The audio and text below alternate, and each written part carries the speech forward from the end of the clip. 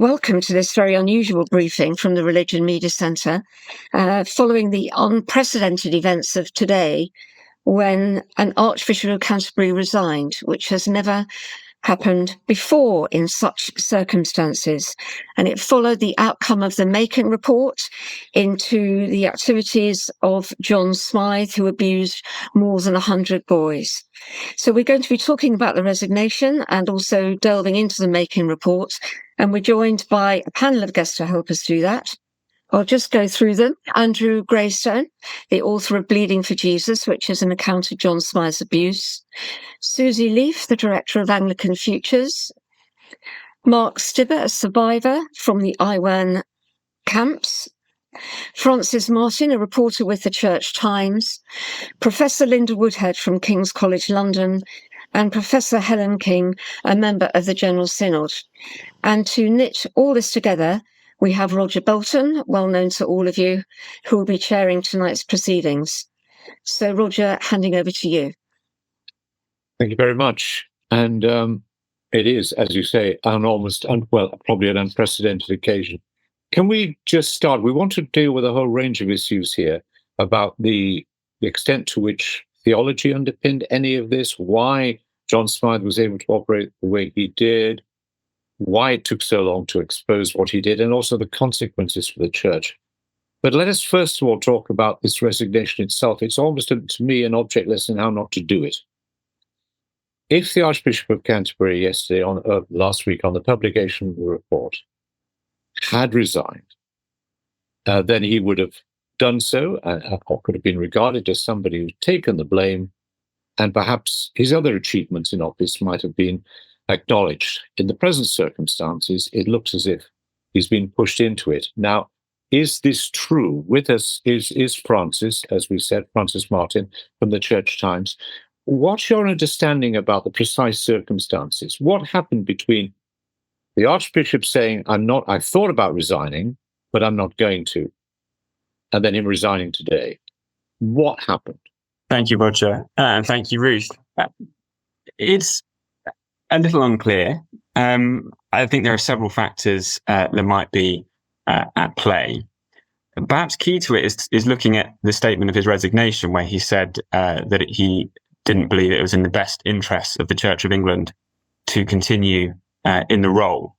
So we can only surmise that for some reason, and I'll try and go into what reasons those might be, and I'm sure some of the other panelists will have their thoughts on this as well, that the scales tipped from a point last week where he thought it was in the best interest of the Church of England for him to continue, to today when he concluded that it wasn't. The factors that could be at play here, one I think that can't ever be discounted is the very clear call from survivors of the horrific abuse of John Smyth for him to resign. That's been clear, that's been univocal over the last few days, over the weekend and yesterday. Another factor may be the call for him to resign by the Bishop of Newcastle. A very unusual situation for a bishop to call for the Archbishop of Canterbury to resign. There was also a petition that received, at the point of his resignation, some 13,000 signatures. And we could also perhaps look at the media coverage, which was, by and large, pushing for a resignation. Why did they not expect this to happen?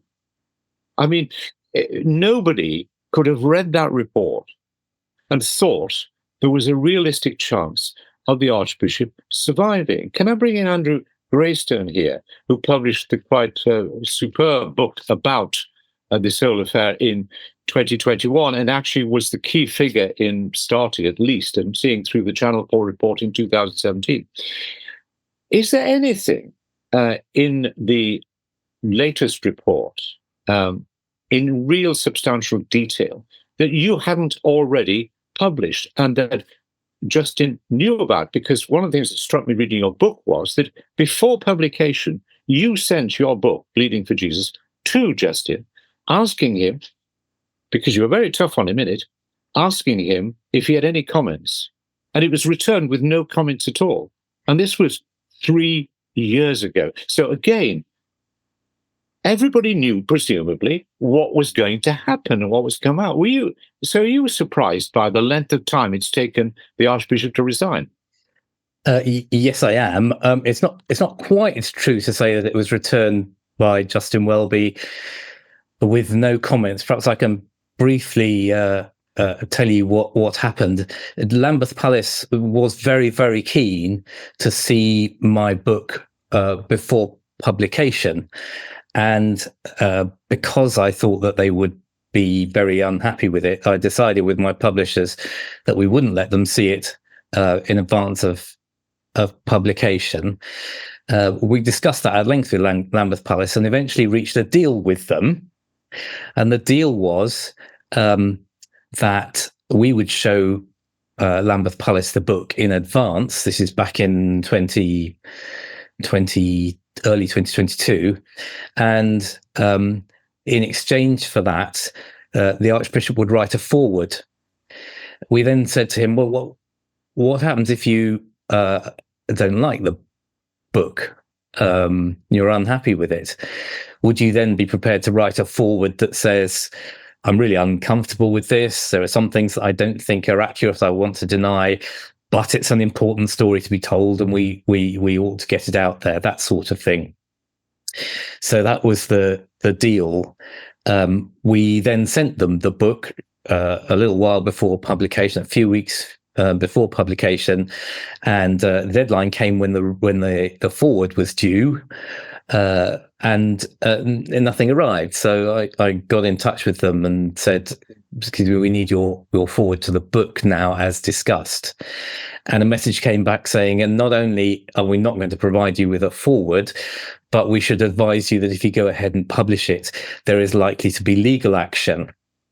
And actually quite a long and detailed account from the Archbishop about things that he objected to within the book.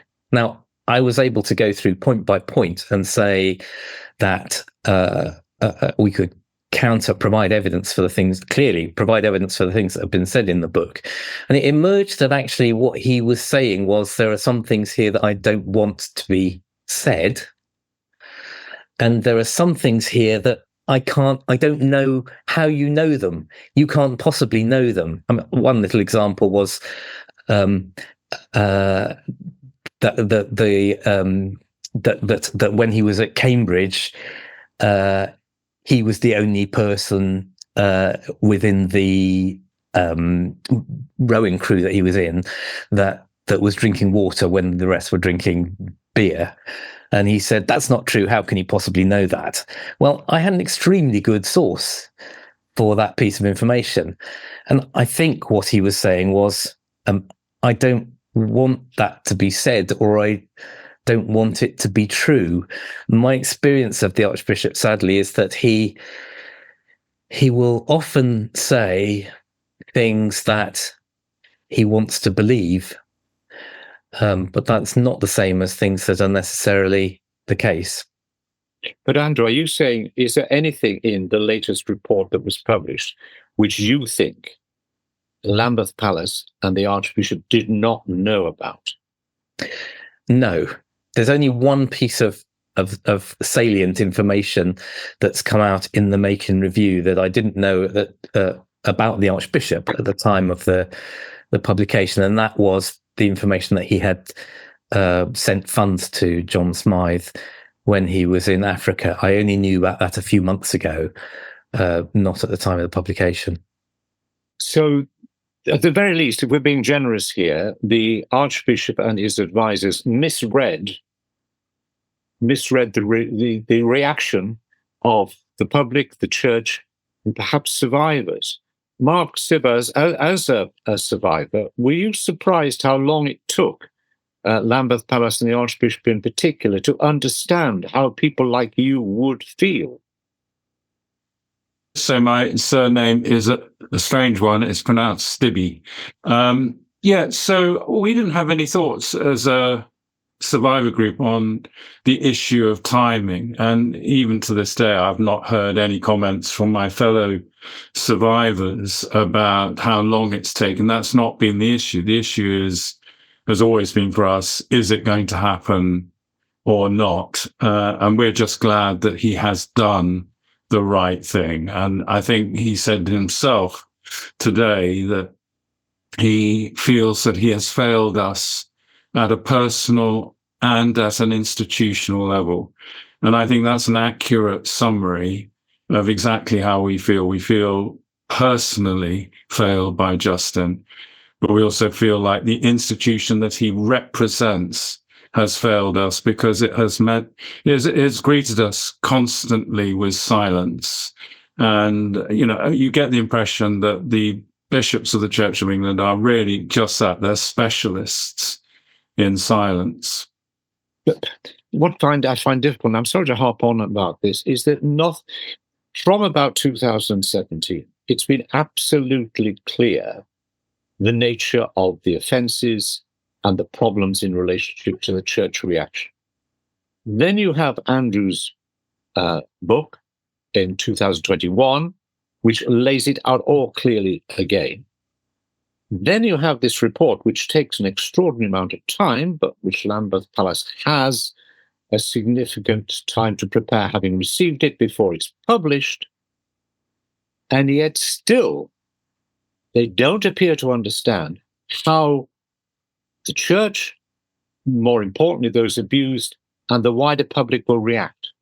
It's astonishing, and for me, it seems to be an astonishing miscalculation. Could I ask Professor Linda Woodhead here from King's College London whether she is as surprised as I am about that? Well, I think actually you've outlined why perhaps they thought they'd get away with it this time, because as you say, that there's no new information. So since the information had been in the public domain for so long anyway, and people hadn't called for resignation, I think probably the hope was they could brazen it out. And there wouldn't be such a strong call this time. That's all I can surmise. Can I bring Professor Helen King here, who's, as well as obviously her academic qualifications, is an elected lay member of the General Synod and was much involved in living in love and faith. That discussion which went on so thoughtfully but long about the nature of sexuality and relationships and so on. You've been watching this, Helen. Are you surprised, A, about the initial response for Lambeth Palace, and then how quickly it's turned around? I don't understand why the report came out a week ahead of time. I was very baffled by that. Having waited so long, why was it suddenly, did it come out? Obviously someone leaked it. Who leaked it? Why? What on earth was the motivation behind bringing it out early like that? And at that point, when we had only a couple of hours' notice that this was about to happen, that seemed to be an extraordinary thing, because that was already re-traumatizing victims, because it's not just the Smyth victims, but many victims and survivors of church abuse were waiting for this document and expecting it a week later and sort of bracing themselves for it. And then suddenly it's all over the media. That was very, very shocking to me. Well, Linda, perhaps one should say that perhaps somebody gave it Channel 4 News. Well, somebody gave it, Maybe we shouldn't blame Lambeth Palace for that. I'm not. No, I'm definitely not blaming Lambeth Palace, but I'm really surprised that this would have happened. I don't understand why. Having done that, to release that and then leave everybody in limbo until today as to what's going to happen with the Archbishop, again, seems extraordinary. Why couldn't he have gone at the beginning? I honestly don't know. Now, he says it's because he asked his advisors and they said, no, don't resign. But he'd also said, when the report came out, that one of the things he'd done wrong was listen to his advisors saying, oh, no, it's fine. Everything's being dealt with. You don't need to worry about this, Archbishop Justin. It's all happening. It's with the police. It's all under control. And it wasn't. So there seems to be some appalling mismatch there between what he thinks is going on and who's advising him and whether he's listening or not. So I was really surprised it's taken this long. And even today, up till about 1 minute till 2 o'clock, I hadn't heard anything about whether he was going to release it. I thought maybe the whole thing was going to go quiet again. And how on earth can that possibly be? There's a real question about whether and for how long the church's reputation or ability to speak out on a whole range of moral issues has been damaged. I mean, one of the notable things, obviously, of the past few years about the Archbishop has been his willingness to take a very clear stance on issues such as Rwanda and elsewhere, to speak out very clearly with a very considerable moral force, often using his position in the House of Lords to do so. We're now, of course, having House of Lords reform talked about and whether there should be bishops in the House of Lords. And you wonder now whether actually anybody outside the church will wish to listen to the church anymore on a number of these issues. Now, I wonder whether that's an overreaction or not. Susie Leaf of Anglican Futures, how damaging do you think this is then? Well, I think whenever we don't take seriously the needs of survivors, we lose the moral ability to speak. Absolutely. I think the church, and I think it's not just this case. It's we've had report after report after report, and the church just seems to be incapable of doing the very, very simple things of listening to survivors, caring for them, loving them, and dealing with those who have abused. But this is an astonishing situation when you consider the nature of Jesus and what we are supposed to do, loving you know all this better than I do. The fact that the church has not put the position of the abused at the front of everything, and has clearly put its own institutional survival, well, if not at the front, very close to the front, means that its ability to speak out and be respected by those who are outside the church, and maybe some within it, has been severely damaged. Now, I don't think anybody can question that it's been damaged. The question is how long and how much damage. Roger, can I just jump in there?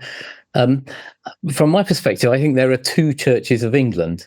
There's the Church of England at ground level, in parishes, in towns and villages right across the country, where generally faithful clergy and lay people are working their socks off, running the food bank, looking after elderly people, whatever else it might be. And at a local level, there's probably quite a lot of respect for that. Then there's the second Church of England that operates at a kind of much higher level of power and privilege around the House of Bishops, Lambeth Palace, and Church House down the road from where I am just now. And I think the two have come disconnected. The people who have occupied those positions of power and privilege, the people with the big hats, if you like, have kind of forgotten that they've come to think that they are the church. And they've kind of forgotten that the church is actually happening at ground level. And there is a chance to regain a lot of respect, not only for the work of the church, which may or may not matter, but also for the gospel, which probably does matter. Can I bring in Helen King here, who is an elected lay member of the General Synod? Do you share that analysis? Yes, I very strongly share that analysis. For me, there's something called real church, which is what I was doing this afternoon, visiting a care home, for example. That was real church. And the rest of the day has not been real church at all. It's been this weird, extra hierarchical level of church. I think there's also a question about bishops who don't have parish experience themselves, that some of them really don't have much and have probably forgotten what it's like in the parish. But I'd also like to say that in safeguarding, there are two levels too, because at the parish level, we now have parish safeguarding officers. There is a lot of training. I know people object to it, but it's worth it. It's worth having.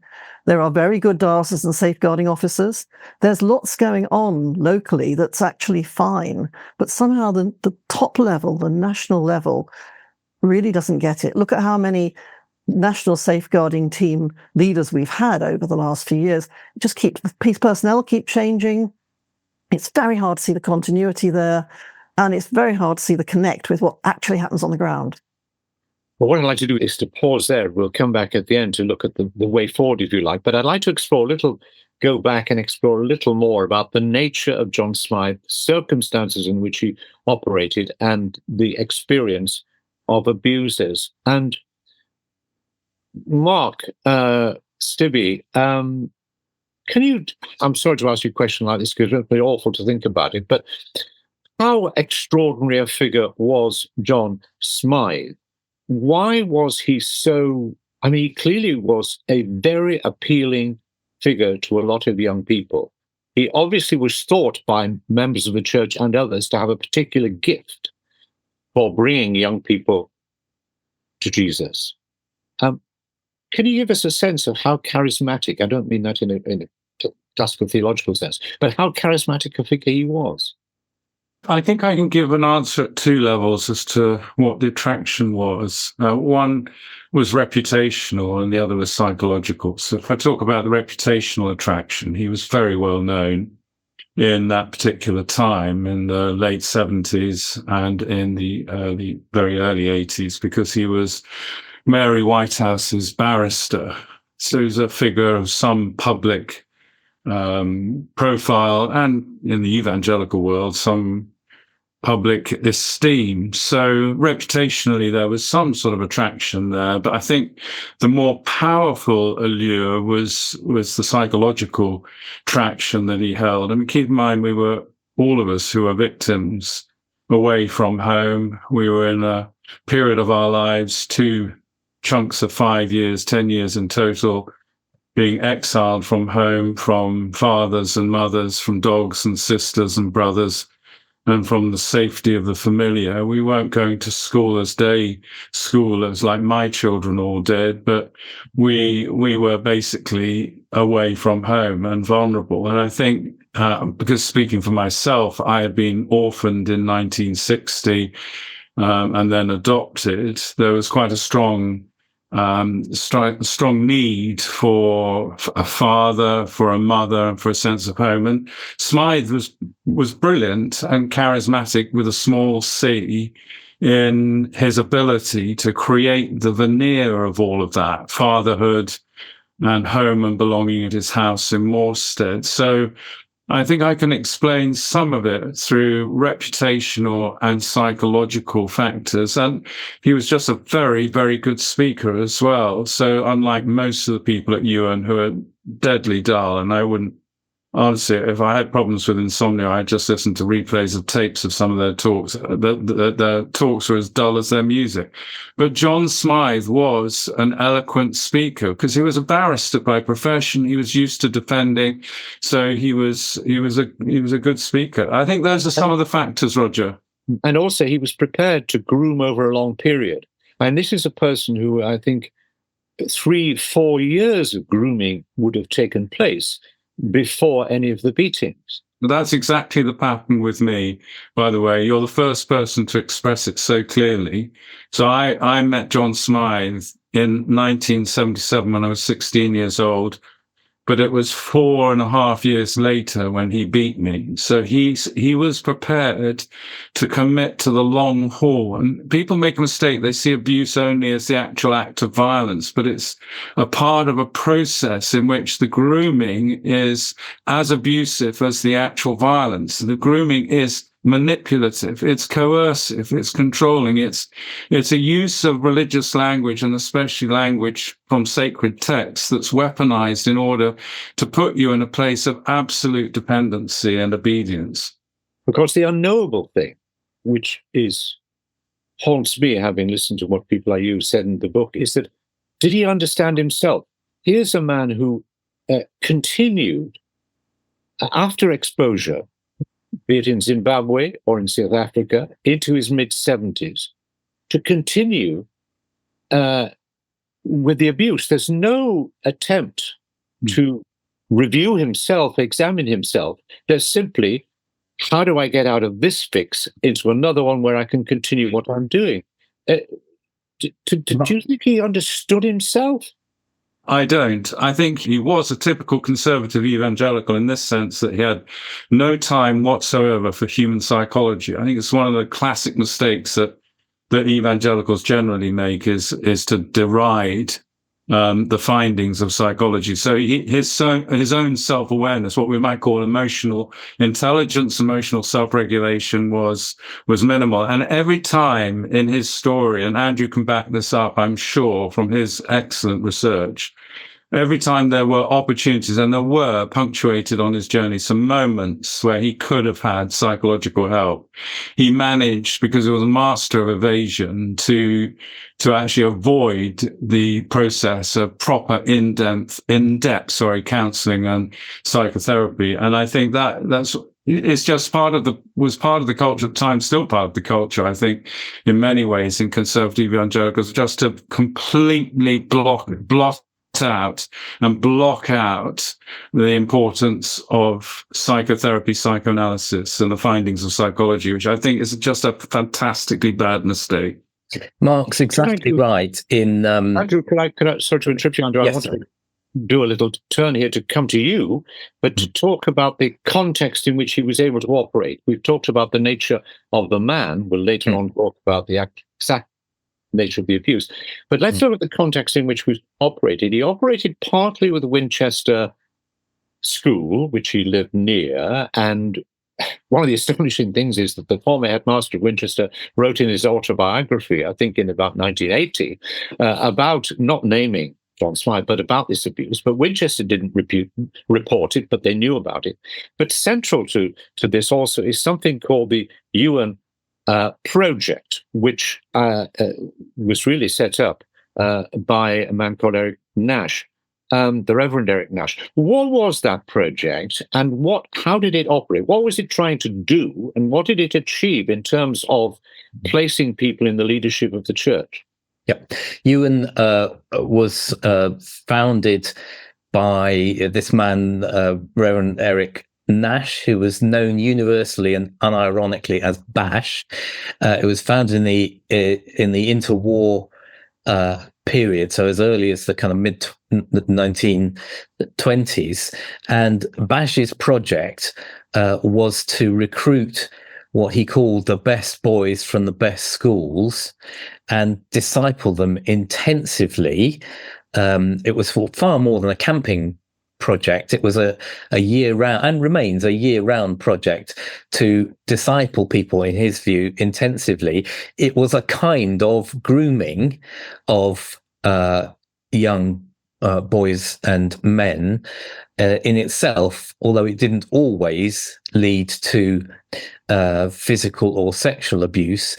But it was an attempt to imprint what Bash would have seen as the personality of Christ onto young men and boys, always men and boys. And because he thought that sorry, forgive me for interrupting, but because he thought that if you've got boys from the public schools and then who are going to Oxford and Cambridge and so on, you could, in the end, 20, 30 years ahead, have ensured that near the top, or at the top in terms of Justin Welby, of course, who was at Iwerne, you would have leaders of the church who were conservative, theologically were conservative evangelicals. And was that a conscious aim, if you like? It's a poor comparison, but a bit like the Communist Party, the Russians recruit Blunt, everybody else, later on, well, if they're filthy, they become leaders. So in a sense, they're doing the same thing. It was an absolutely conscious aim. Bash's goal included placing people into various sectors of society, including the law and politics and private education and the army. And it was relatively successful in its own terms in doing that. It took a turn in the 1980s where the movement was then only interested in placing people in the Church of England. And of course, Justin Welby was the greatest success story of that movement, in that he became the head of the Church of England, although by that time, much of the Iwerne Project didn't approve of him altogether, because he had taken on some other aspects of spirituality as well. In terms of where it came from an evangelist called R.A. Torrey in the States, and it came via the Keswick movement that was growing up at around about the same sort of time. And theologically, it was about creating, if you like, a church within a church of purity, a purity in doctrine and purity in morality. So you were either in or you were out. You were either pure and, in their words, sound, or one of us, or you were nothing. There was no room for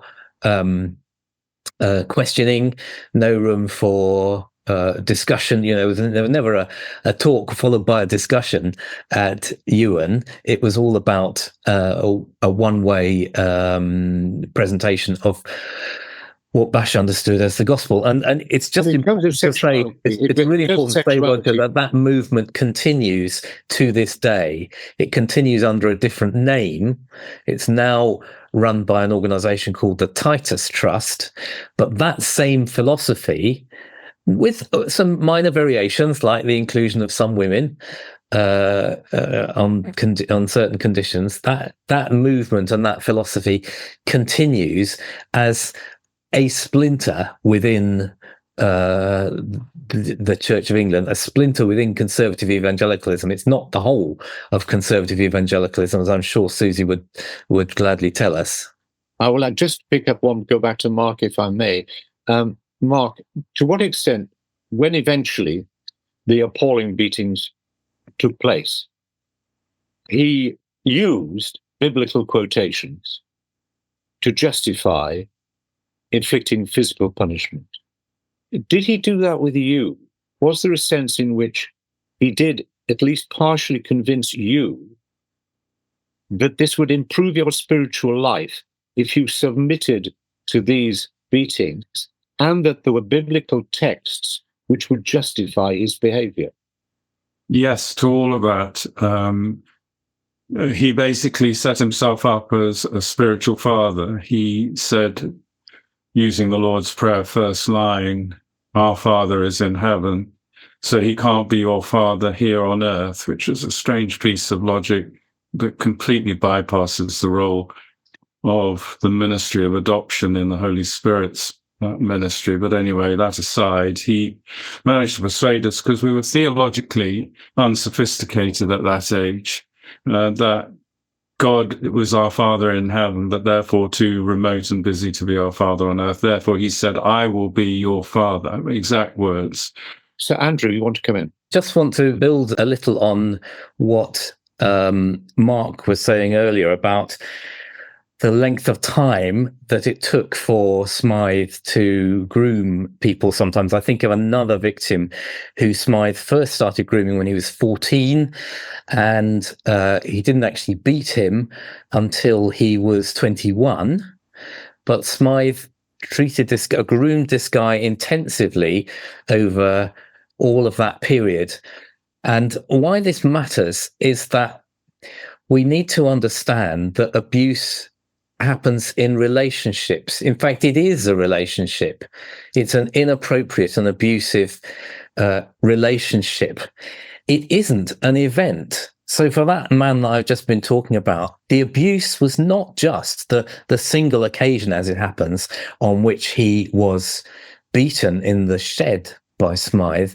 The abuse started at the age of 14 when Smyth separated this guy from his parents and love bombed him and gave him treats and inspired him and all sorts of things. And that whole relationship was abusive. Now, why that matters is that to bring it right up to date, the Church of England has still not understood the nature of abuse.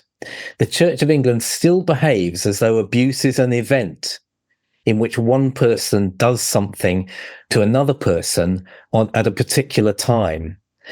And as a consequence of that, the Church still believes that recovering from abuse is an event.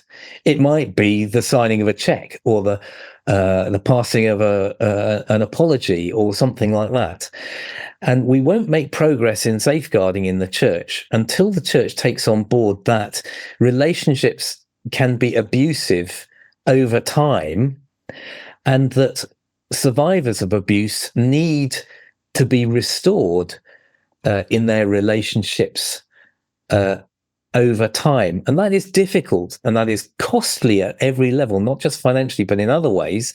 But until the church begins to understand that, as I have to say, much of secular society has come to understand it over the last 20, 25 years, until the church comes to understand that, we won't make progress. And one of the difficulties, one of the reasons why church leaders are reluctant to enter into that and understand it is because of a recognition that many relationships in the church at different levels are abusive, not necessarily in physical or sexual ways, but in terms of the manipulation of people and the abuse of power.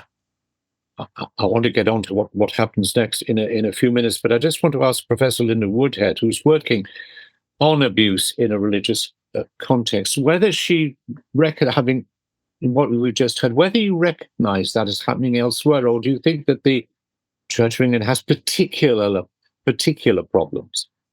I think it is quite a common story, and it is about power. Makin does talk a lot about status, and it was the group in which this abuse happened was particularly focused on power. A god of power and winning power in society was a very explicit aim. And the whole theology is about this omni-god of power. The power, I think, Roger, is the whole framing of this. But the extended grooming is a way of exercising incredible power over your prey, kind of enjoying that horrible sense of building up to the abuse. And I think that's why it's worth pointing out that the way that institutions then can let people down is just more of the same. It's more of this, it's experienced as the same abuse of power going on and on and on. And there's good psychological evidence now, and lots of the people I've spoken to, Roger, doing research with survivors, say the abuse was terrible, but the way that the institutions have behaved since is just as bad, if not worse.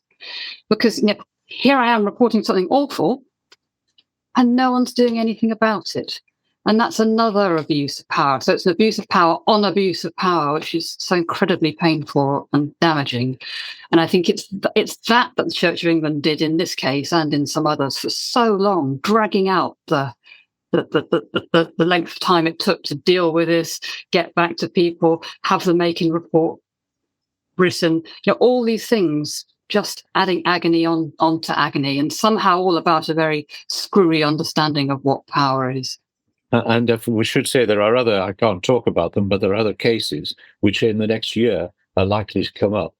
Will come up because there are charges and so on. Susie Leaf, could I ask you from Anglican Futures, there may be some people who will say there's a particular problem with conservative evangelicals here and their views, in the view of some people, rather narrow views of sexuality and the sense of guilt that people would say they impart. Is that fair at all, or should we just dismiss that? I think it is absolutely unfair. I think that there's a much more of a problem within the Iwerne culture of power, elitism. I don't know how many of you read C.S. Lewis's address, The Inner Ring, and that wasn't even theological. That was it was a period of time. I mean, it's still true now, but the idea of the inner ring, of being the best of the best, being the special ones, all of those things were being manipulated by this man. I think it's very poor to say that, to suggest that any type of sexual preference is more prone to make you abusive, and any type of theology is going to make you more prone to be abusive. Abusers abuse, and they find places where there are people that they can manipulate. And that has happened in churches, it's happened in schools, it's happened in many, many different places. And I just want to say sorry. I listened to you, Mark, and I want to weep. And I know that there are still people within the Iwerne circles. And in fact, I spoke to someone just this week who wants to say he was an old man, but it's, these things are all just a bit, making a bit of a fuss about nothing. And that's not theology. That's a boarding school upper class background, which hasn't been touched by the gospel. Can we move forward then to the short and the long term, if you like, where we are today? Justin Welby has resigned. There are a number, and indeed, after the remarks, he wasn't called a liar in the report, but clearly the report's author did not believe his statements were consistent with the truth, nor did they think a previous Archbishop of Canterbury, George Carey, was, what can I say, could not be believed in certain areas. So that's all still extremely damaging. But of course, there are other people who are 4 bishops who knew about the abuse at some stage, did little or nothing, as far as we can see about it. And I don't particularly want to name one of them, but there's a different person, the Reverend Canon Andrew Corns, who did know about the abuse, did nothing about it, and he's still on the Crown Nominations Commission.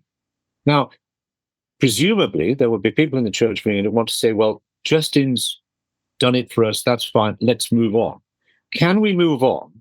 Can the church move on before others who are involved also have to resign? Professor Helen King, is it your view that others should resign?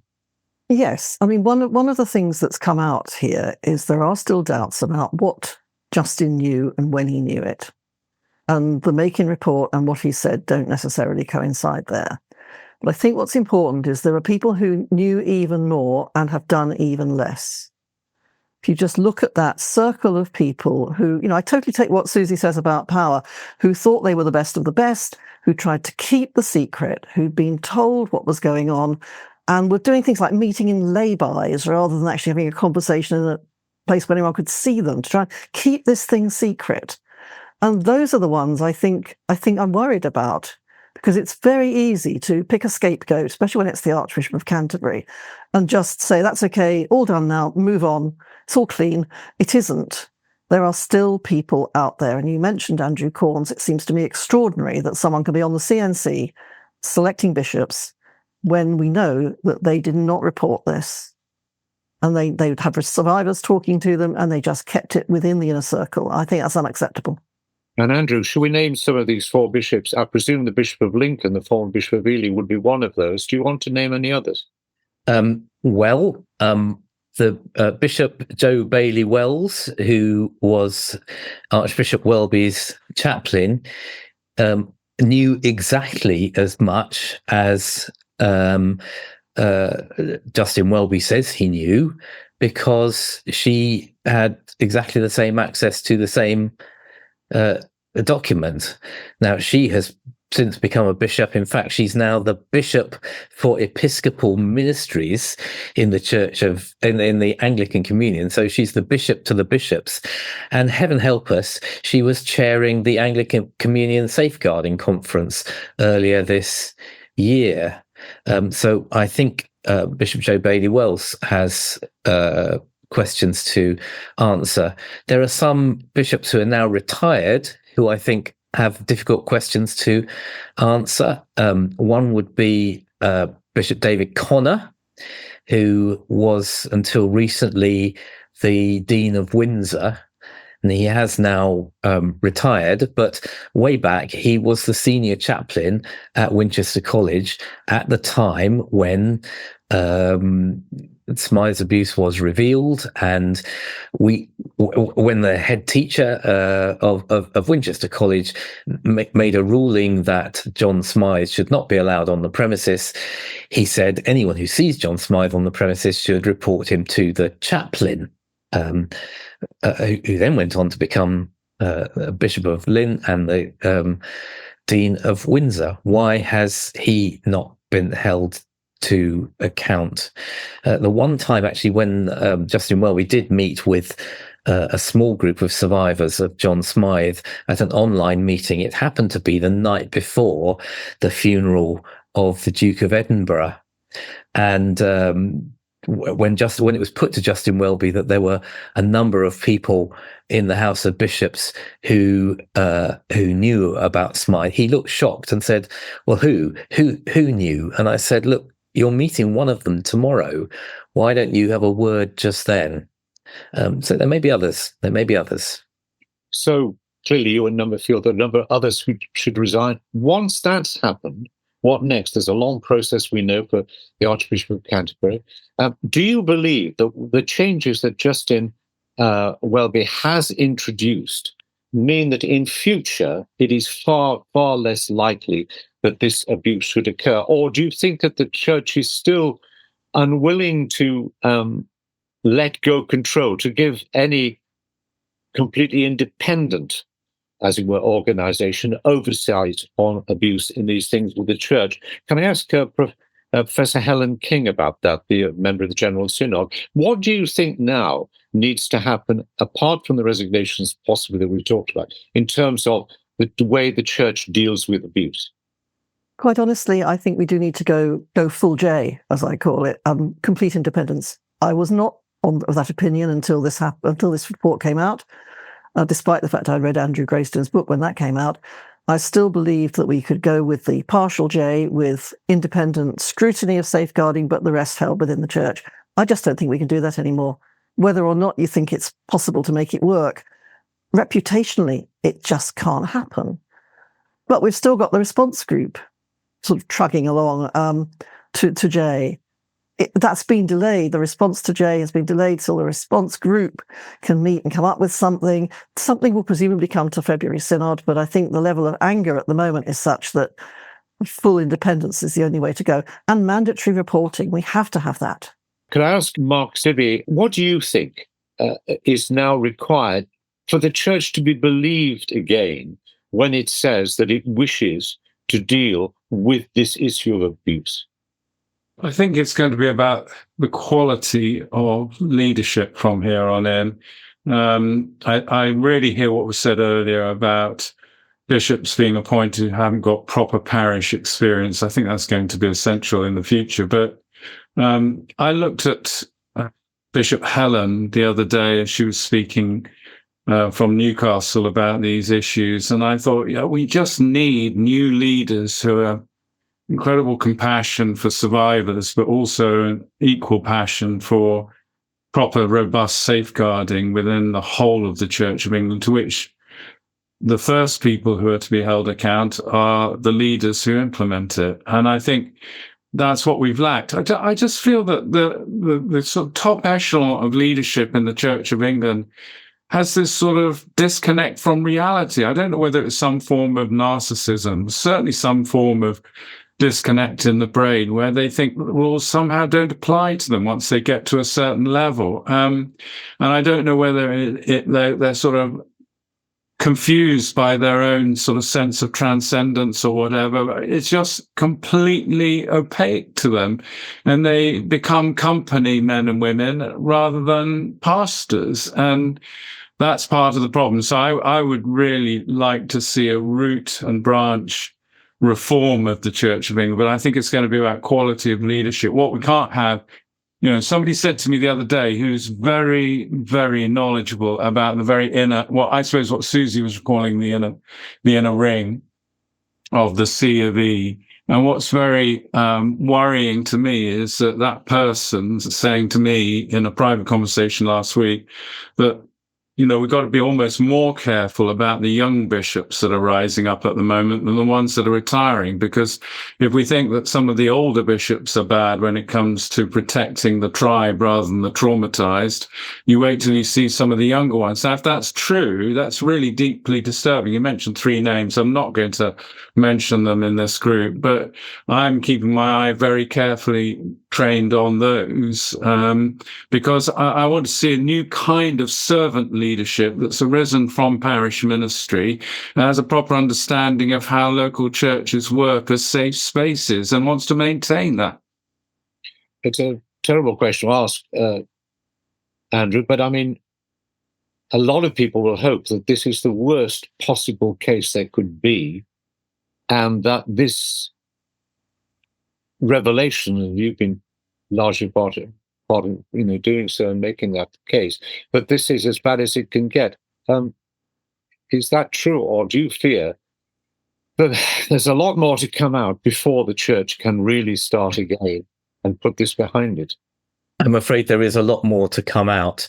I hear every week from new people who want to disclose abuse that's happened to them in the church. I've just come from a meeting from such a meeting just now, and as ever, the complaint from this young woman in this case was not only about the abuse that she had suffered, but much more particularly the way that the church had covered it up, brushed it under the carpet, and failed to deal with it. And these people I'm hearing from, some of them were abused long, long ago, but there are still people who are suffering that kind of abuse who've reported to me in the last 18 months or 2 years, and still the church institutionally is failing them. We're barely any further for all the money that's been spent and the people who have been employed in safeguarding. We're barely any further forward than we were in when the Archbishop Welby took office. And until we've asked the absolutely fundamental questions about what is abuse, what is an abuse of power, what does it look like, and how do we repair it, we won't make progress. And the one key way of learning about that is to listen to victims and survivors. Listen long and hard. Take your mitre off.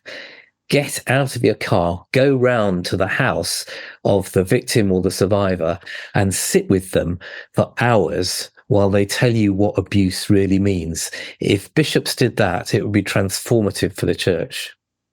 I'd like to hear what Graham Tomlin has to say in response to Andrew's comments there, the former Bishop of Kensington, now at Lambeth Palace. Yeah, thank you, Ruth. And it's been a fascinating conversation to listen to. I've been trying to get my head around what it must be like to experience something like what Mark experienced back at that time and failing to do so. I think Andrew's exactly right. I think that sort of survivor-led approach to safeguarding has to take precedence within the church as we go forward. I guess my hope at this point is that my observation is that the resignation of an archbishop is a big thing. That does not happen every day, and that doesn't draw a line under this. It doesn't solve anything at all in its own right, but it is a big shock for the church, and sometimes it needs a big shock to bring about significant change. And we have an opportunity to do that now because of the, if you like, the sort of seismic impact of this, both of the nature of what's been uncovered, the way in which the church has kind of has covered it up over time, and the kind of thing that Andrew's talking about. And I've got a bit of that as a bishop myself, having to listen to survivors. And he's absolutely right. There's something about listening that changes your attitude to this. And so I think that kind of survivor-led process needs to take place. We need to move more in that direction of a kind of independent scrutiny, if not seriously consider independent handling of safeguarding. I think what needs to be worked out is how the bishop's responsibility for pastoral care and discipline work together, because that's what you take on in your ordination vows. How do those work together? But I think a way needs to be found to make sure that we're not marking our own homework, that there is a proper scrutiny, there is a proper survivor-led process of safeguarding in the church. And so my hope is that this profound shock to the church will be the stimulus to that kind of change. I think that the question is, Bishop, if I can just jump in, and forgive me just for asking one other question, is that the culture takes such a long time to change. And, we're looking at a whole cultural change that needs to take place in leadership, ideas of leadership. the pool of leaders from which bishops traditionally have been drawn, and to a large extent still are drawn. I mean, it's not simply the issue of safeguarding, vital and crucial that it is, that has to change. It's the whole culture, education of the church. I mean, how long does it take for a real change to take place, do you think? Well, culture is much harder to change than legislation. You can pass laws and so on, but actually changing the culture does take a long time. And I think that is my kind of sliver of hope for today, because I think as I say, sometimes a profound shock can bring an extra determination to bring about that kind of culture change. I think so I think that is something which, I think that's all I want to say. I think culture change is going to take time to do. I think there has been change on the ground, and certainly, say, 10 years ago, when you look at what was going on in safeguarding in parishes, we're in a different place now. We're not as far as we should be, but there has been something of a change in terms of the way in which safeguarding has been taken seriously. We've a long, long way to go, as this story has told us, and as Andrew's research has revealed. But that gives me a little bit of hope that this shock can move forward. Thank you very much.